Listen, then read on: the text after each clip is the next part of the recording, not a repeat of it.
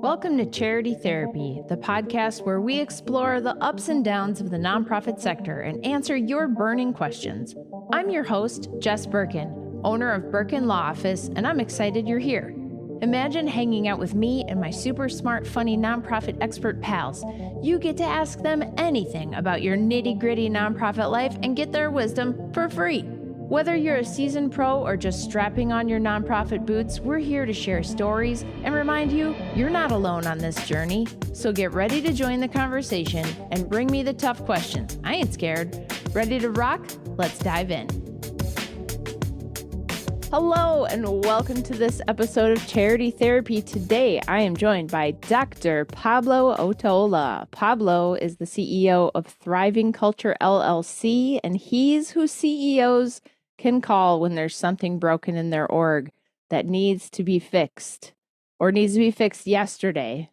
Pablo, thanks for coming on the pod, swooping in, bringing your toolbox to help us work through some things. Yeah, absolutely. Thank you for the invite. I'm excited about this. Heck yeah. I mean, when you and I first met, I feel like I was just like in love with you immediately. Like I was just like, oh my gosh, I love Dr. Pablo. He's amazing.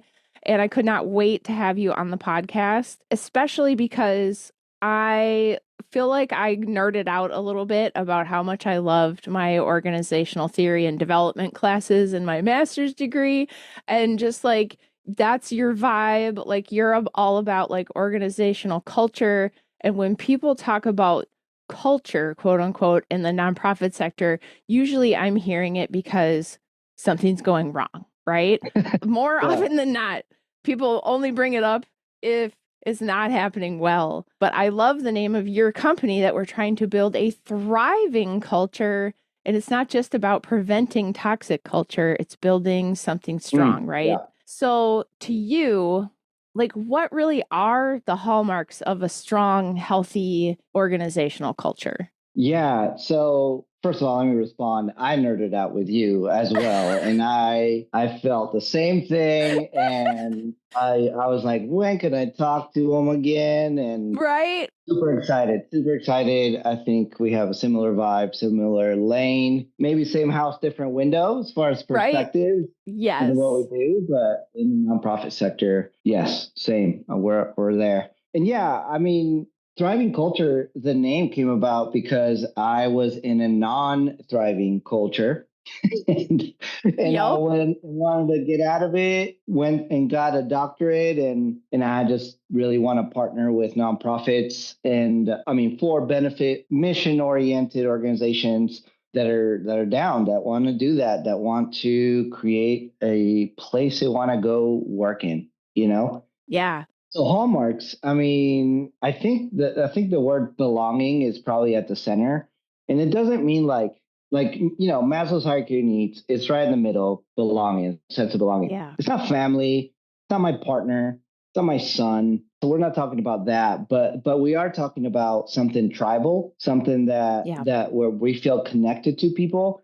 And even as we go up in Maslow's hierarchy of needs, like respect, like I have pride in my work, and at least within the career sector, within the organization, like you have that self-actualization where you feel like, dang, I'm being developed into someone that like is better than who I am today. There's a vision for me. I want to be here. I trust people. I could like call people into a better selves and they're going to welcome it. Like I can make mistakes and not feel punished by it. Yes. Like a learning thing, right? It's like, failure is not failure. It's a learning opportunity. So if all of those dynamics are there, we can break it down into all the KPIs and all the other things. But really, I look at it through Maslow's hierarchy of needs. And if it has that middle, second, and top tiers, and you can use some of that language, I think you have a lot of the elements of a thriving culture. Okay. I love that you use the word belonging because for whatever reason, this job I had right after law school popped into my brain, like just the other day, like in the last 3 days, for whatever reason, I was thinking about that work environment. And the second you said a healthy culture includes belonging, I was like, yeah, oh, yes, that is what was lacking in that job was I never felt like I really belonged there.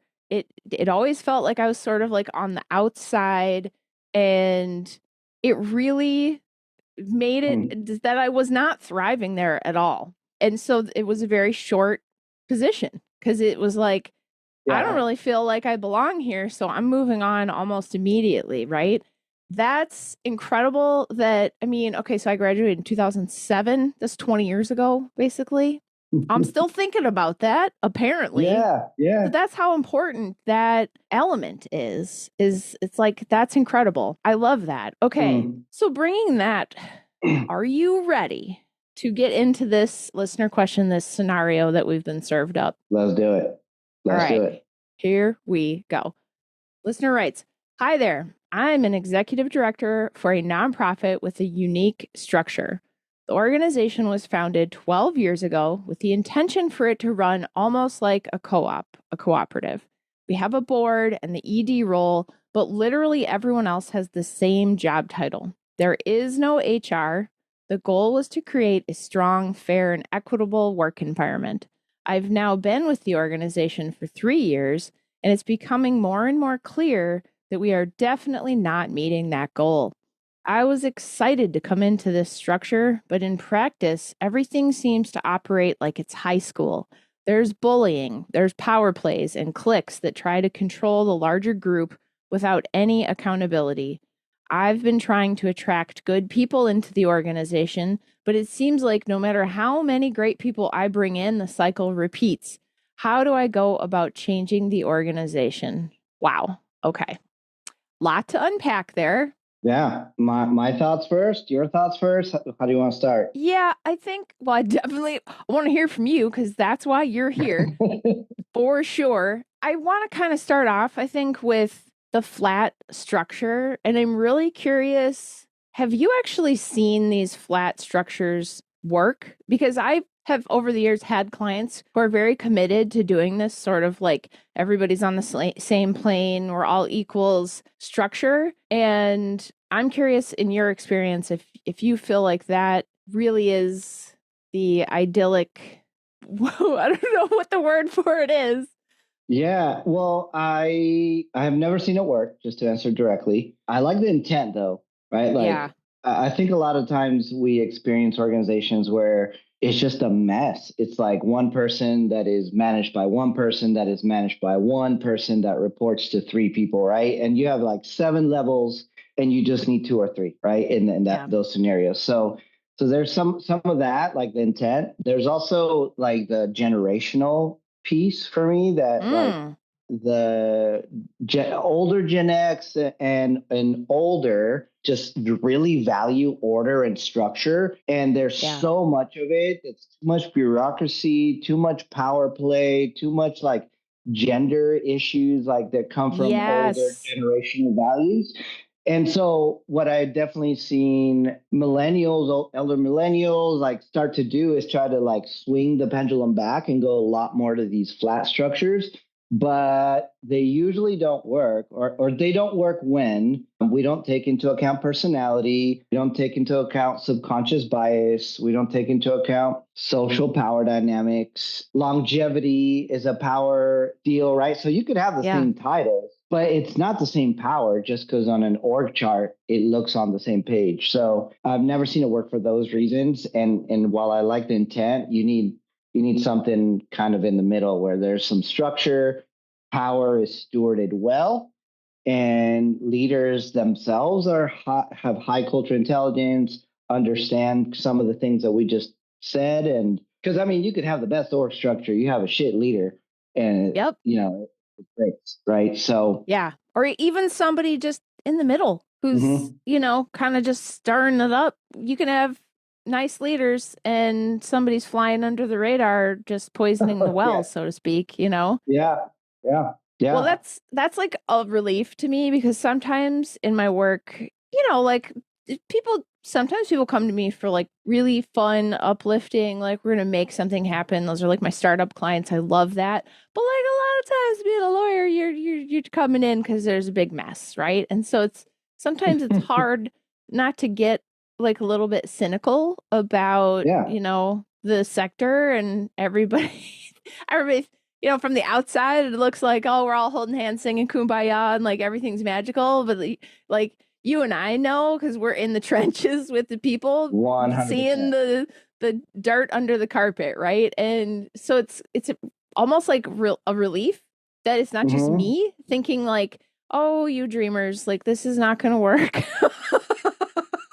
Because I also haven't seen it work. Yeah, there you go. I think it's good. Again, it's a good intent, and after you see it break in different ways over time, you just realize, oh, I do need some structure. It doesn't need to be Yeah. overboard. And I think people do crave structure. I mean, you were talking about Maslow's hierarchy of needs, and this is not as scientific, but I always go to the like Anthony Robbins like TED talk about the six human needs and like the Oh need for yeah, certainty, the need for surprise, the need for yes, significance. And just, you can't meet all of the human needs with a totally flat organization because some people really yes, need to experience feeling significant. Some people really need to feel certainty. They know what the structure is, right? It's like, I don't think it works for humans. I think it works on paper, but human beings are messy and complicated and they're not all the same. Even if we look similar and share a culture, we're still, there's internal things happening that are different. yes. It doesn't work. Yes, 100%. And what you just said reminded me of the whole world of neurodiversity. Just like Yes, ADHD alone, the concreteness need. And my partner, ADHD, my mom, my two sisters, my son. Okay, so like I know this world and I'm also totally. still learning. But yeah, like no boundaries or a flat structure can mean no boundaries, can mean freak out. Like Yes. where am Yeah. I? Everything's everywhere. I just need some help, and Yep. these are highly, highly intelligent, gifted people that just need more than a flat structure. So the neurodiversity thing, man, that Yeah, 100%. I've got a kid on the autism spectrum, and I'm like, this will not work. Like, we need a routine. We need to know what the rules are. Like, exactly, exactly, 100%. exactly. 100%. Can we just, for 1 second, if there's no HR was a line in this question. And I'm like, y'all, what are you do? What are you doing? Like, just as a sidebar, as the lawyer in me, my spidey sense, my Oh little yeah, alert thing went off when I read that. Like, oh my gosh, like you still have to follow employment law. You yeah. Just because you have a flat organization doesn't mean that you're not following employment law. And the biggest source of legal complications and legal expense is always going to be people problems. So I Hmm. would Yes, absolutely encourage this listener to advocate for some kind of HR. yeah. Same. Well, I just realized as I was saying to advocate for HR, how are we going to answer this question, Pablo? How do I go about changing the organization? Being the executive director there for 3 Mm. years, we're 12 years in. Can one person really instigate this level of change? 100%. Yeah. But being so, I'll do some assumptions and some one plus one equals seven kind of math. Yeah, yeah. But okay. So if this ED was okay with this dysfunction for 3 years, they probably have some level of responsibility in allowing it to happen for that long. Right. So that's a mentality that I have. And the framework that I use is that especially after 3 years, but whoever the leader is, the CEO, president, whoever, right? Team lead, whoever they are, their anxiety, their depression, their neurodiversity gets embedded into the DNA of those they lead therefore into the culture and the air that people breathe. Yeah. So I'll just give a concrete example. I have anxiety and I take meds. And if I'm off my meds, then that comes out at during stressful times. And during stressful Absolutely. time, it means that I'm going to be more snappy and I'm going to make less wise decisions. And if that happens to be when we lose a client or something like that, or back in the nonprofit days, like Q4 when I'm trying to close out the year, like bad decision after bad. Eventually, people are going to start being like, hey, don't talk to them or don't say Yeah. the wrong thing. And then the truth isn't said, and then we don't have the right data. So, like my anxiety gets embedded into the process that of those that I lead.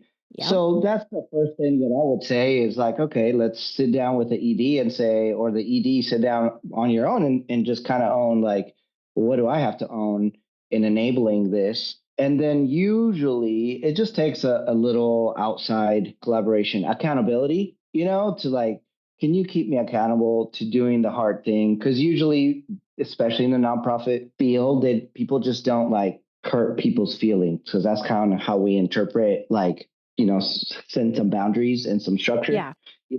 So they're gonna need to talk to someone, maybe on the board, maybe in an advisory board, maybe a consultant that they can. I mean, shoot, they're therapist. I don't Yes. know.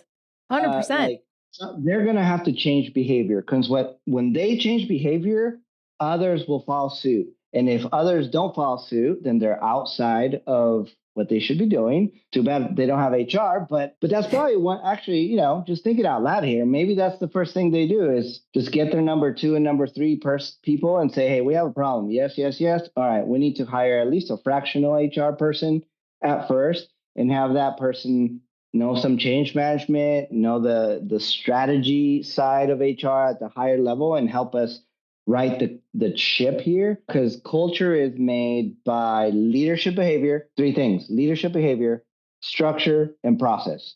So they're going to have to look at all those 3, starting with leadership behavior, then the structure, and then the process in that order. But they're going to need some help. Okay, so I'm glad that it was you that brought this up and not me, because usually I'm the one who's like, you guys got to be responsible. Yeah. Any time you're the manager and things are not going well, it should be a cue in my mind. It should be a cue to look in the mirror and say, "Hey, Yeah. things are not going well with my direct reports. This is a me problem. And how can I fix the me problem?" And once and only when you've like really exhausted that do I move on to like, well, I guess it's you. Yes. Here's the thing. We don't have the information, but I almost Mm. wonder if this ED is a first time ED.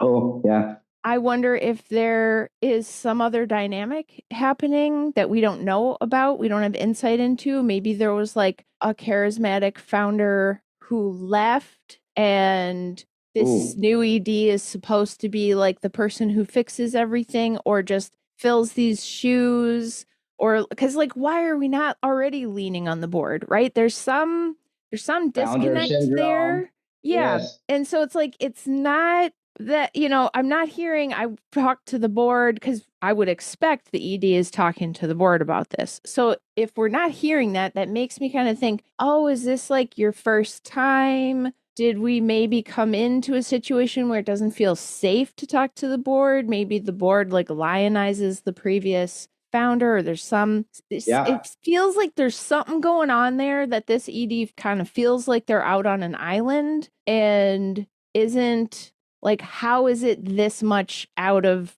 their sort of purview that it's like, if it's like high school, why aren't you the principal? Right. Right. you Right. know? So Right. I want to have compassion for this person, but we don't like know more. So I'm like, I think there's something going on here. Maybe it's lack of experience. Maybe there's some other weird dynamic that's happening. But I love the idea that the ED would get some kind of coaching or even work with someone like you to sort of try, because culture's so hard to Mm. steer if everybody's not on the same page, right? So, like, maybe am I crazy? Like, is there a reality where an ED sort of like works with someone like you in the background to sort of be like, I need culture coaching to be a better executive, to be a better leader, because I don't think I can successfully just impose this on everyone? Like, is that a thing? Am I making up a new No, business line you're for you? right. No, that's what I do already. So yeah, no, I mean, listen, I went to school to get my doctorate because I ran out of ideas of how to fix culture. nowadays, well, back then, pre AI, right? Like I was like Googling, reading, blah, blah, blah. And I tried a lot of stuff. In my doctorate, I realized that I was trying like phase 1 through 5 of like 20 that I didn't Yeah. know. So I was like trial and error without doing the deep knowledge base of what doesn't work and why. Because sometimes you do the thing that looks right for 6 months, 9 months, 12 months, but it's not the right thing to do. You just don't know that it's going to break on month 13. You know what I Yeah. mean? Yep. And that shocked me in my doctorate. And then eventually you have to come up with a framework. Like if you're not following a framework, then you're kind of creating your own framework. And Mm. that's a wait and see. And that usually doesn't work unless you've done it before several times and you're like a multiple organizational leader, you've done this and gone in several times. But now with AI, it's like the worst because like it just spits out what you put in. You like feel good about it because it knows everything, Yeah. right? And Yeah. like guides you. And eventually, like having a doctorate, I like have to fight with AI at times and be like, no, but like my framework, that the research that other research doesn't. Oh yeah, you're right. And like sometimes it goes like, no, but Yes. blah blah blah It's a because it doesn't daily have systemic. experience. Yeah, exactly. So working with someone outside is not always needed, but it's always helpful. If you have a good coach, a good guide, it's just always helpful. Organizational bias, where like everyone it's like the echo chamber thing, where Yes. you said the same problem over and over again for years, 3 years in this case, likely longer. There needs to be a break, and you need to go to a doctor, right? Like there's a sickness, there's a dysfunction. Go to the doctor that's going to fix it for you, not literally someone that has a doctorate, but the place Yeah. that says like I know how to fix this. Right. At a certain point, if you have the flu, at a certain point, you're like, this has Yes, been going on too long. I am yes, very sick. Things are not working with my home remedies. I need to go to the doctor. 100%. yes, yes, yes. And if you're listening and you do want to talk to me, I'll give you an hour for free if you mention this podcast because I also like don't want to like be like people on the other side being like, oh shit, like I'm alone, I have no money, and I know it's not going to work, right? I'll give you an hour, and I'm sure I'll give you a decent plan with a good framework where you will feel confident that you have a handle on things at Yeah. least. Yeah. And I mean, truly, like, I feel like this executive director is at that point. I mean, they've tried hiring new people and now they're writing in and being like, help. I need help. Right. And so fantastic. Hats off because many people do not get to that point. Many Yeah, people yeah. their ego gets in the way or whatever. Like it's just, you're already taking the most important step by zooming out and saying, here's all the facts. I don't know what else to do. I need some kind of assistance with this. So, Yeah. I mean, they're on the right track. I feel like there's a few key takeaways here that I want to make sure that we highlight as we kind of wrap. So, first is one person absolutely can change the culture. And I think that's Hmm. a really important statement because it often feels like that's an impossible thing, right? And so yes, you can have some agency to make changes, and because culture starts at the top, Hmm. leadership behavior drives culture. If you are in a Hmm. leadership role, whether that's on your team or for the whole organization, you can drive whatever the thing you're leading. You may only be able to affect your department, but you can absolutely lead. And that's where culture comes from.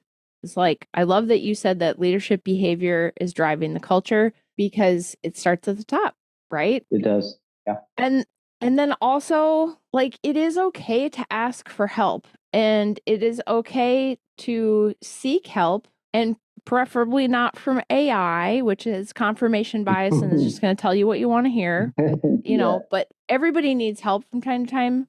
I use coaches. I've always had some sort of coach. People have a personal trainer if they have a fitness goal. Right. It is very, very normal to seek help, to get coaching, to build up your skills, and to have someone hold you accountable to that growth. So just like normalizing, if you feel like you've never heard of that before, like I'm telling you, that is normal and like good in many realms of your life. And then I think that last piece is the big one, that sometimes you got to go to the doctor. So, Yeah. sometimes you're not going to be able to like read blogs to solve your problem. Sometimes you can, but sometimes you have to actually go to the ER and be like, help, I'm bleeding. And related to that, I think of this Seth Godin, famous Hmm. marketing author. He had Yeah. this line and somewhere, some interview that has always stuck with me. And he said, Mm. remember, you don't hire the surgeon not to cut you. Whew. Like Let's go. it's gonna be uncomfortable.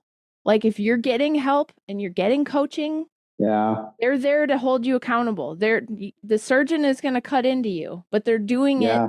for your long-term wellness. And so I always think about that whenever I'm getting like constructive feedback, or like my coach is like, well, you really gotta da da da. I'm like, you don't hire the surgeon not to cut you. Okay. Yeah. It's just one of those things. Anything else you think that we got to say for this to feel like it was a good answer? I think the last thing I would say is I don't know how diverse their organization is, but sameness is hard, and all of that could be in sameness. Everybody's in the same city, all from the Midwest or all from California, kind of thing. But if you start to add difference, like New York, Texas, and California, and your teams are from there, just time zone and local culture alone makes it exponentially harder. And I would always look at how complex the team is because of the Yeah. diversity. And I just had not said the diversity piece. I know I kind of hinted at it with generational diversity and Yeah. neurodiversity and those kind of things. Gender. But yes, but Yes. like if you're different, and it could be a room full of Pablos, but we're all different country, whatever, right? Like difference makes it harder. And that's where I do think it goes from general practitioner to like neurosurgeon, right? Like if we Yeah. continue that. Yep. And yeah, you don't want brain surgery from a person that had a 2.1 in and still got their degree and in the wrong field. So make Right. sure that you go get good guides. And yeah, the diversity piece is just Yeah. harder. And I guess I will say, if there is a problem communicating to the board why the ED might need some coaching, or like Mm, justifying the budget line item or justifying the HR expense, you can always talk to someone like me to give you a legal opinion, to give you that letter to send, to share with the board and say, here's what the lawyer said our risks were as an organization and what we should do.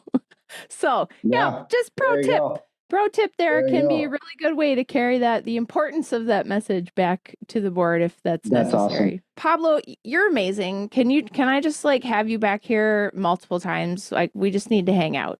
Let's hang out and let's record and see what happens. If Absolutely. folks, I'm so down.